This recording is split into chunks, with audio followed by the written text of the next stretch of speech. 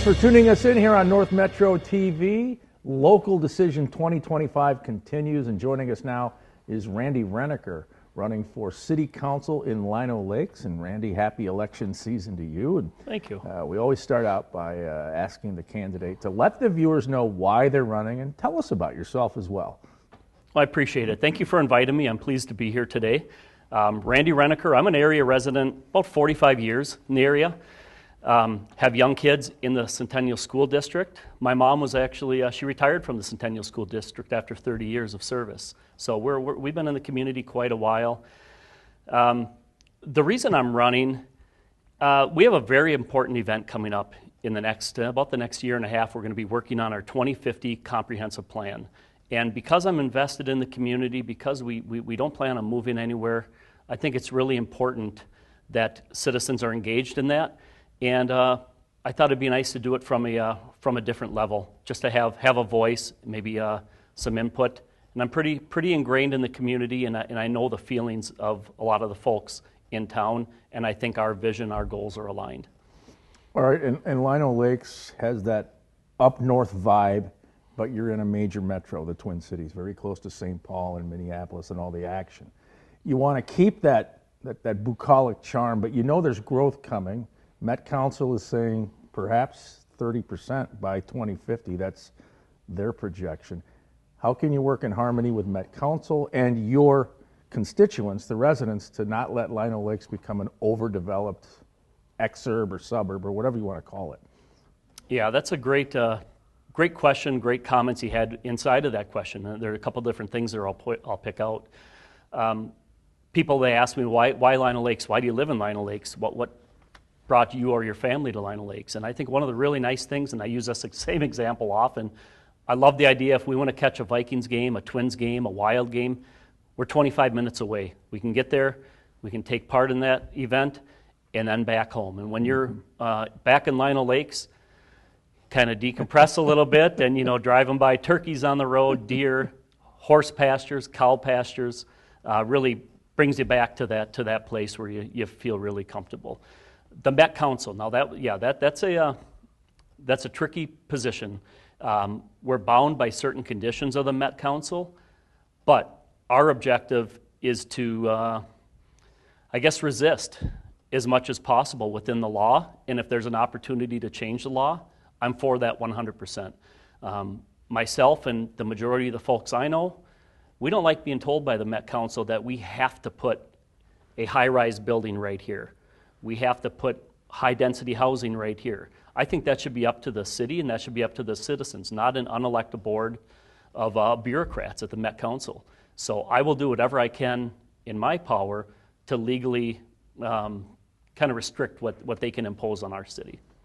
Yeah, and I was at a Met Council event recently, and the Anoka County representative, Diego Morales, was saying, we want to work in sync with all these towns. We know they all have unique footprints.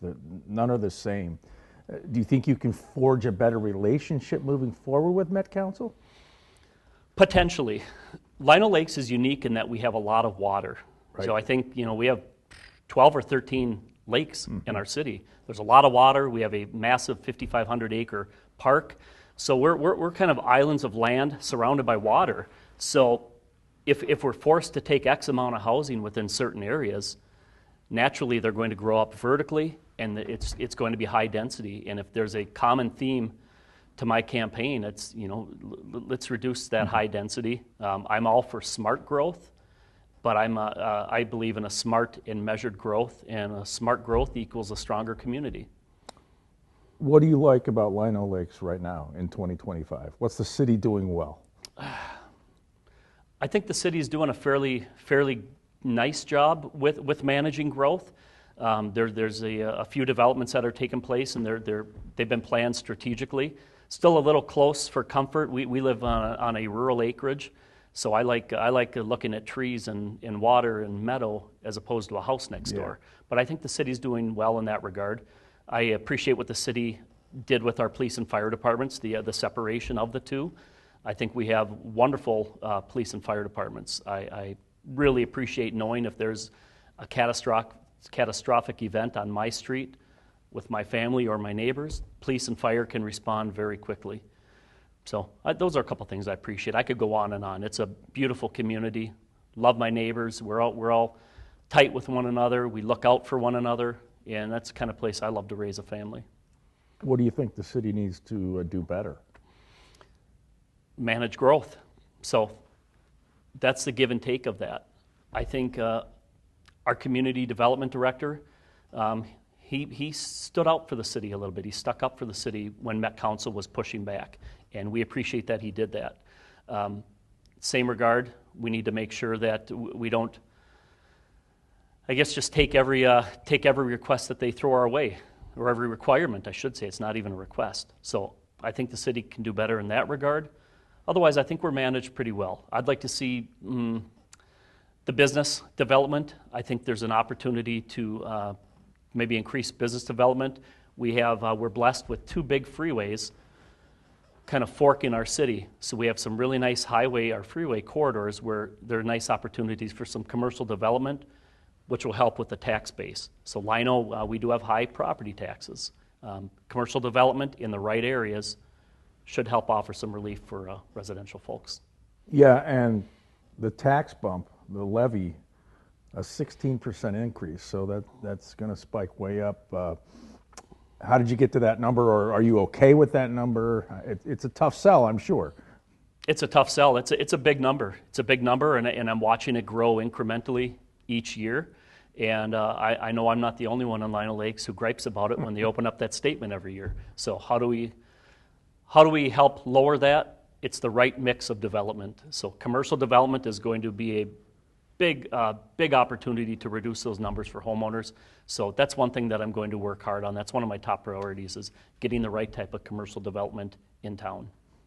The city recently approved a master plan for the Northwest Maine area. That's coveted turf, if you will, the sod farms. Do you like where they've gone with that and what they're projecting down the road? Yeah, that's a very popular topic nowadays. I actually live in the Northwest Quadrant. As I mentioned, we live on rural property, so our property is smack dab in the middle of that. I appreciate the fact that the city took the steps to address that area. So they initiated a master plan. They initiated the AUAR, which is it's a massive environmental review, and beyond that, infrastructure. It reviews many components of what takes place in the development. It's a gateway entrance to our city, so we need to do it right. We need to develop that right. Do I agree with it? I don't like the density. Mm-hmm. I applaud the city for taking those steps, but still too much density. So if you're trying to find that sweet spot on just how much the city grows in development, what about the impact on wildlife and wetlands and all of that stuff? Because obviously with growth, that doesn't usually have a good impact. It doesn't usually, and that's a contentious area in terms of water. One of the things you mentioned. Living there, I know that the ground is very, very wet. There's in the spring of the year, there's an abundance of water. There's also a lack of water in that same area, and that you have to work that through in your mind. But the aquifers have been depleted, and there's only so much water to go around. Lino Lakes, our city, we're in the middle of a lawsuit right now with White Bear Lake because of the water that we pulled from White Bear Lake and that aquifer into our city. So the management of water is going to be a critical issue moving forward. I know there's a road construction project at I-35E, County Road J, right there on the Ramsey County, Anoka County border, and that would be Lino on the Anoka side. There's going to be roundabouts on County J, a lot of different looks. Are you okay with what that's going to be like? Yeah, and speaking of gateway districts, that's another gateway entrance to our city.